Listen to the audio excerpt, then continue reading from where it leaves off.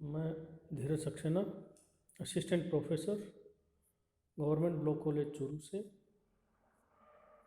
आज LLB first year के 5th paper Muslim law में क्लासिफिकेशन ऑफ मेहर पर चर्चा कर रहा हूँ। मेहर का वर्गीकरण दो तरह से किया जाता है। एक तो मेहर तय कौन कर रहा है के आधार पर मेहर को दो भागों में बांटते हैं, और दूसरा मेहर कब ड्यू होगा या उसकी मांग की जा सकेगी, उसके आधार पर भी मेहर को दो वर्गों में विभाजित किया जाता है। आज हम मेहर के प्रथम तरह के वर्गीकरण पर चर्चा करेंगे, जिसे कहा जाता है एज टू अमाउंट और व्हेन डिसाइड।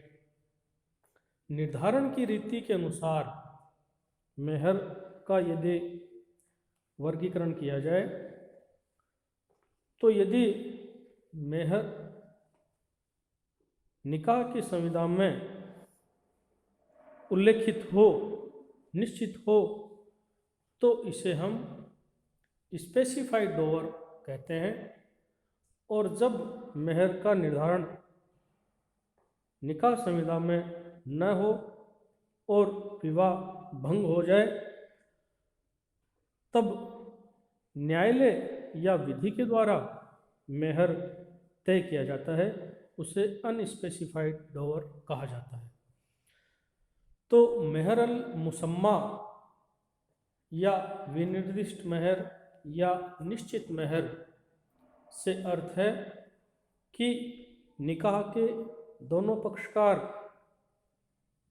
सहमति से मेहर तय कर लेते हैं। निकाह के पक्षकारों को 3 अवसर मिलते हैं मेहर को निश्चित करने के: निकाह से पूर्व, निकाह के समय या निकाह के दौरान। निकाह भंग होते ही पक्षकारों का यह अधिकार समाप्त हो जाता है। पक्षकार हम पूर्व में चर्चा कर चुके हैं कि मेहर के रूप में क्या क्या तय कर सकते हैं, और यदि वह धनराशि है तो प्योर मुस्लिम लॉ के अनुसार अधिकतम और न्यूनतम धनराशि कितनी होनी चाहिए। आज हम बात कर रहे हैं कि जब दोनों पक्षकार मेहर को संविधान में परस्पर करार द्वारा तय कर लेते हैं, तो उस मेहर को विनिर्दिष्ट मेहर कहा जाता है, और वह तय मेहर पति के द्वारा पत्नी को भुगतान किया जाता है। अब कभी कभी यह समस्या उत्पन्न हो जाती है कि पति यदि अवयस्क हो और उसके बिहाफ पर उसके संरक्षक ने यदि मेहर तय किया हो, तो उस मेहर को भुगतान करने का कर्तव्य किसका होगा? पति का होगा, या उसके संरक्षक का भी कोई दायित्व हो सकता है। तो इसके बारे में यदि हम बात करें तो मुस्लिम विधि में यह प्रावधान है कि प्रथम कर्तव्य मेहर चुकता करने का पति का ही होता है, किंतु यदि पति भुगतान नहीं कर पाता है या नहीं करता है, तब सुन्नी विधि ये कहती है कि यदि संरक्षक ने गारंटर के रूप में, प्रतिभू के रूप में अपने आप को आबद्ध किया हो, तो ही संरक्षक मेहर का भुगतान करने के लिए आबद्ध होगा। अन्यथा संरक्षक का दायित्व नहीं होता है। किंतु शिया विधि यह व्यवस्था करती है कि यदि पुरुष मेहर का भुगतान करने में असक्षम हो, अर्थात गरीब हो, उसके पास मेहर की रकम या संपत्ति का प्रबंध नहीं हो, तब संरक्षक अर्थात पिता जो है वह मेहर का भुगतान करने के लिए आबद्ध होगा। यदि हम केस लॉ की बात करें तो मोहम्मद सिद्दीक बनाम शहाबुद्दीन का 1927 का इलाहाबाद उच्च न्यायालय का डिसाइडेड निर्णय है, जिसमें यह तय किया गया था कि चाहे मेहर का निर्धारण संरक्षक ने किया हो,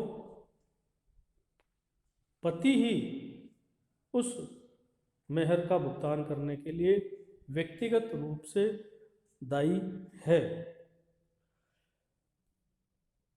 इसी तरह यदि हम बात करें तो एक केस है मुसम्मात फातिमा बनाम लालदीन का, जो 1937 में लाहौर उच्च न्यायालय के द्वारा तय किया गया था, और जिसमें यह तय किया था कि यदि संरक्षक ने मेहर भुगतान करने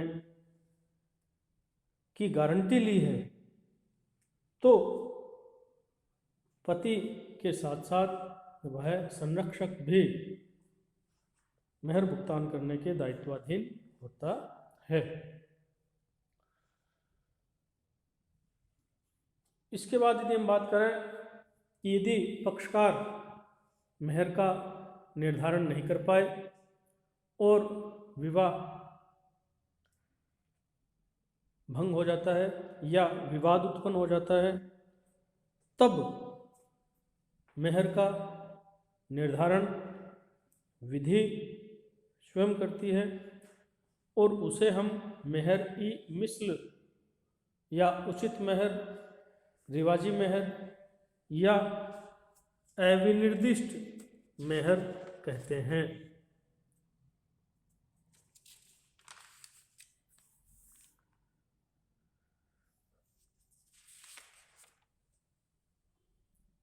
अनस्पेसिफाइड डोवर, और चूंकि यह परंपरा या रीति रिवाज के आधार पर तय होता है, इसलिए इसे कस्टमरी मेहर भी कहा जाता है।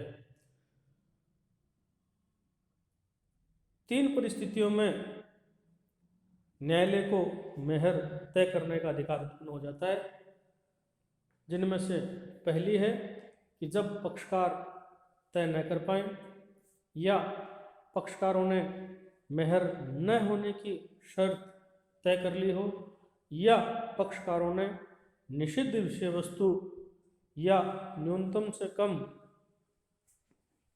तय कर लिया हो, तब न्यायालय उस निकाह के मेहर को तय करता है। अब जब न्यायालय मेहर की राशि तय करता है तो उसे कुछ तथ्य हैं जिनको ध्यान में रखना होता है और उनके हिसाब से ही वह मेहर उस निकाह में तय कर सकता है। इसमें यदि हम बात करें तो सबसे पहला तथ्य जो है वो पर्सनल क्वालिटीज कह लें या क्वालिफिकेशन कह लें जो स्त्री की हैं, उनको ध्यान में रखा जाता है। हिदाया जो ग्रंथ है उसमें भी ये कहा गया है कि पत्नी की उम्र, सुंदरता, गुण, शिक्षा, चतुराई, समझदारी और उसकी स्थिति कि वह कुंवारी है अर्थात प्रथम बार विवाह हुआ है या वह विधवा या तलाकशुदा है, तो इन आधारों पर व्यक्तिगत